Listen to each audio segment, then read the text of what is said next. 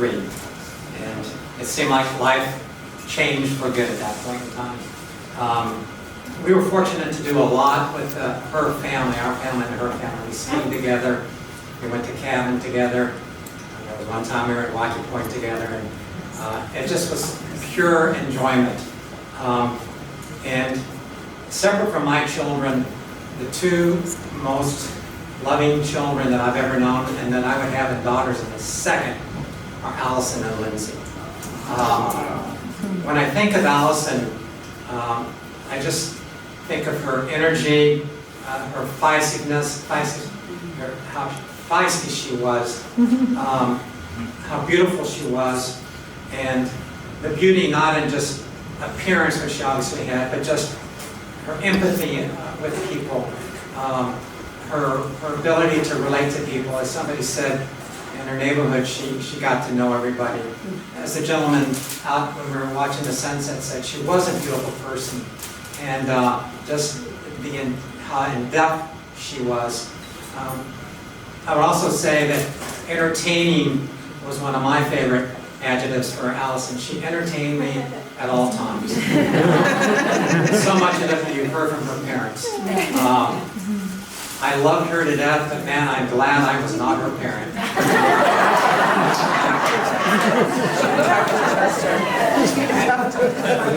The thing that surprised me was that Allison never got caught.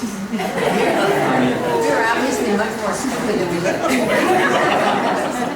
Just 3 quick stories. Our house was in between where Allison and Lindsay went to elementary school and where the Herfs lived. And so every day after school, they didn't even knock, but Allison and Lindsay would come in, go right to our pantry, and get whatever sugar stuff we had.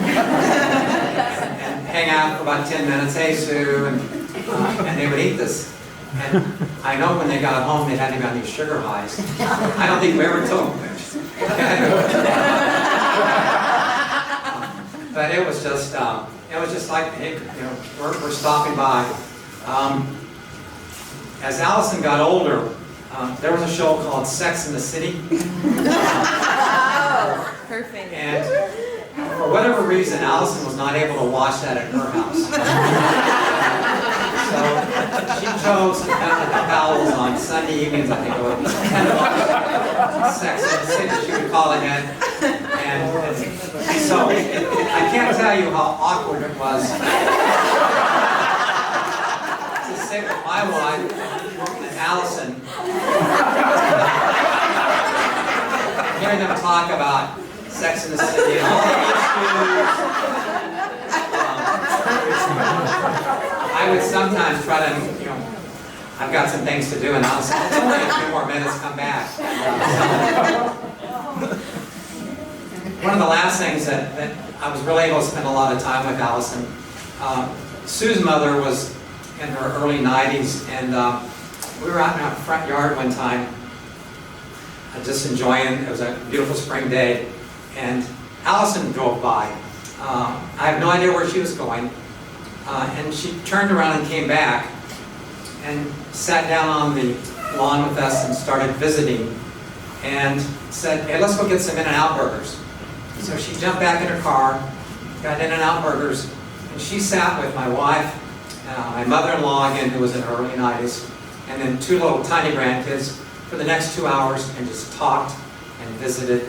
And that's Allison. I mean, she just enjoyed everything, and we fully enjoyed her. So, Yeah. As my son said, you look around this room and you see all the people that meant so much to her. I look at those, all those pictures on the walls and the friends that she's made in this community. And I saw the young women that were dancing and the love that they had for Allison. So we were blessed by having all those years, and I know that everybody in this room was blessed. She was one of a kind, and I could talk for minutes and go on and on and on about how special she was, but I don't know how there could be a better celebration of life than with the people that are here this evening and looking out on that beautiful ocean. Thank you, Don.